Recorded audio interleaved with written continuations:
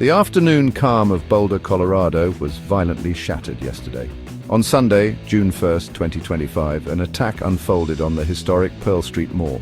This popular pedestrian area, usually bustling with shoppers and families, became a scene of terror. The incident occurred near the Boulder County Courthouse, specifically around 13th Street and Pearl Street. The time was approximately 1:26 p.m. Mountain Time. Many people were enjoying the sunny Colorado weather, completely unaware of the violence that was about to erupt in their midst. The attack took place during a publicly advertised event, the Run for Their Lives Denver Walk and Vigil. This event was organized to raise awareness for Israeli hostages held by Hamas for 604 days. Participants had gathered peacefully, intending to show solidarity and call for action. The suddenness of the attack left little time for attendees to react, turning a moment of advocacy into a desperate struggle for safety. Screams replaced laughter as chaos erupted. Witnesses described a scene of pandemonium as people scrambled for safety. The vibrant mall, known for its street performers and local shops, was transformed into a place of fear and injury. The attack sent shockwaves through Boulder, a city that prides itself on its peaceful environment and strong community bonds. The sense of security for many was deeply shaken by this brazen act of violence in such a public space. The Pearl Street Mall is a central gathering place, a heart of the community. The investigation will seek to understand the full scope of this disruption and the motives behind it. The human cost of this horrific attack is significant and deeply saddening. 8 individuals were injured in the assault on Pearl Street Mall. The victims comprised 4 women and 4 men ranging from 52 to 88 years old. These were people simply participating in a public gathering or enjoying a Sunday afternoon. Their lives have now been irrevocably altered by this traumatic event.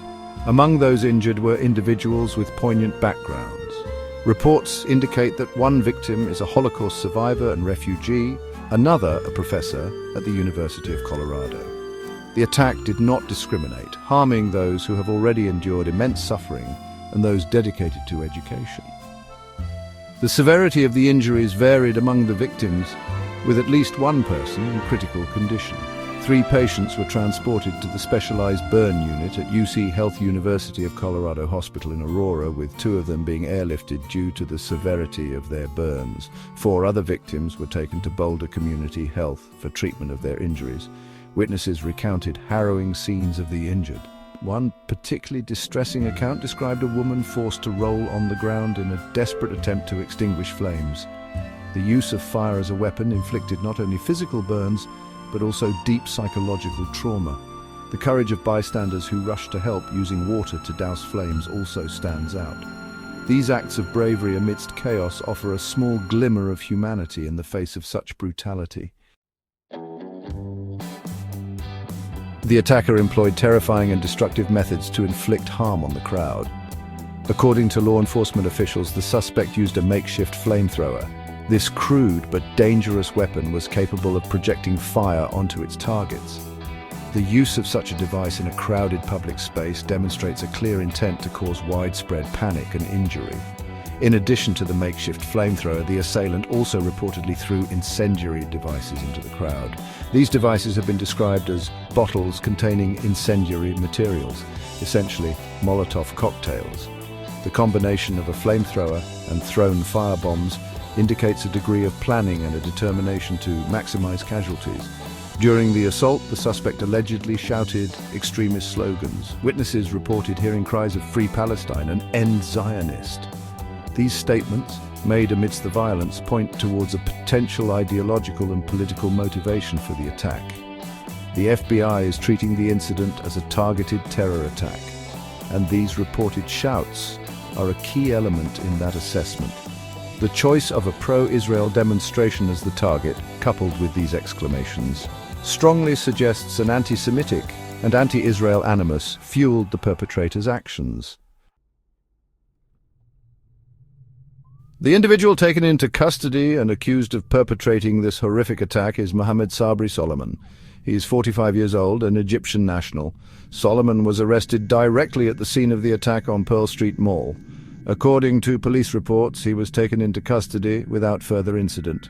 He reportedly sustained minor injuries himself during the events and was taken to a hospital for examination before being jailed.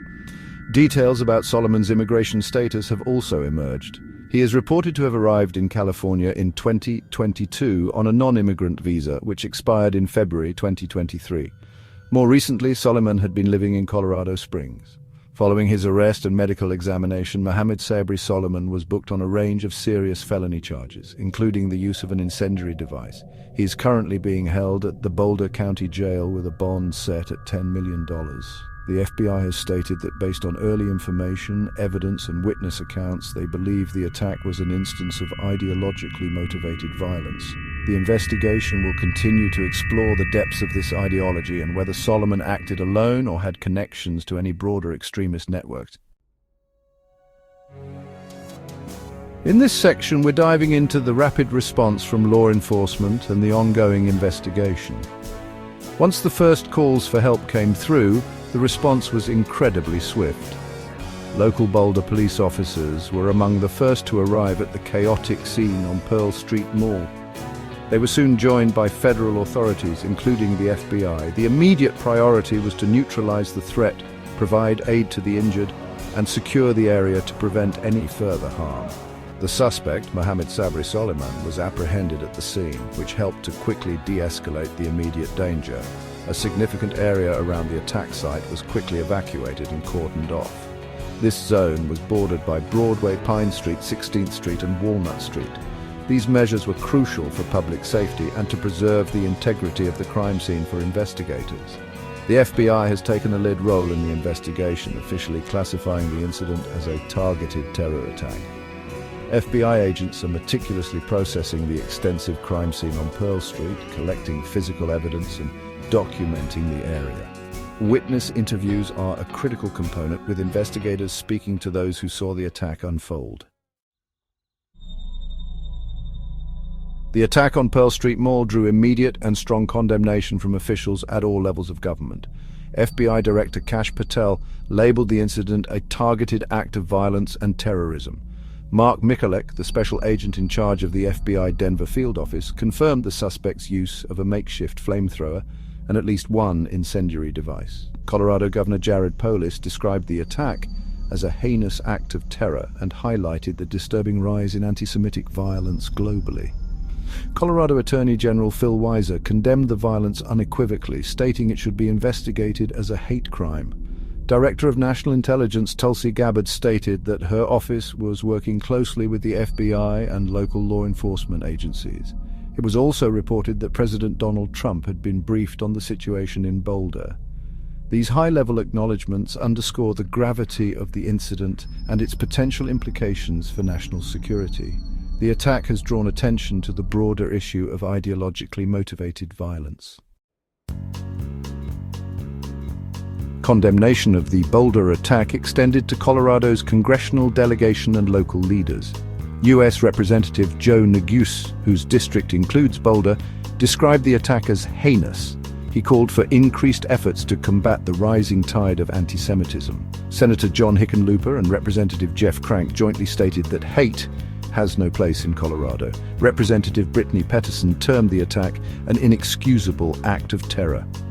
University of Colorado President Todd Salomon expressed sympathy for the victims and condemned the violence. Boulder Police Chief Stephen Redfern described the event as a tragedy and unacceptable.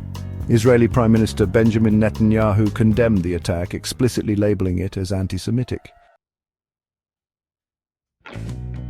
The Boulder Jewish community has been profoundly affected by the attack. Leaders and members expressed that they are deeply heartbroken and shaken by the violence.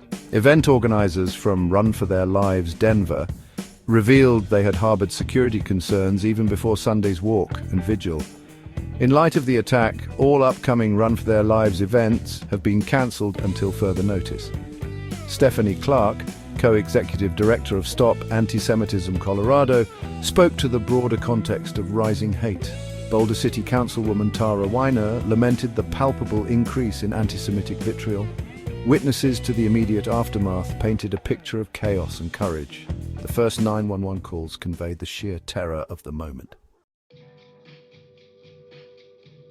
The attack on Pearl Street Mall has undeniably heightened concerns about the rise of anti-Semitic violence across the nation. It also raises serious questions about the safety of public gatherings. This incident forces communities and law enforcement agencies to re-evaluate security protocols and preparedness for such threats.